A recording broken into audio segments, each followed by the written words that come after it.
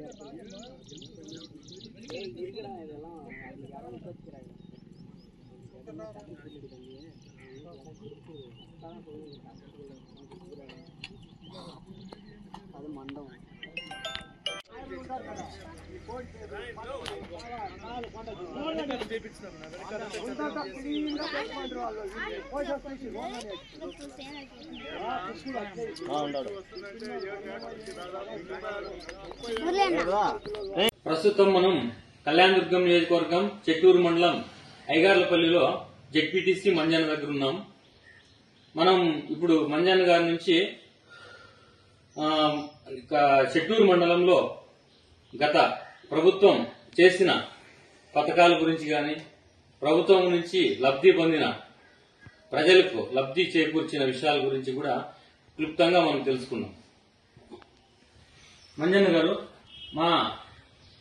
మీ కాన్స్టిట్యున్సీలో ప్లస్ మీ మండలంలో గత ప్రభుత్వంలో మీరు చేసిన ప్రజలకు చేకూర్చిన పనుల గురించి ప్లస్ మీకైతే మేము మా వరకు విన్నంత వరకు ఏమంటే చెట్టూరు మండలంలో మంజన్న అంటే మంచి గుడ్ నేమ్ ఉంది.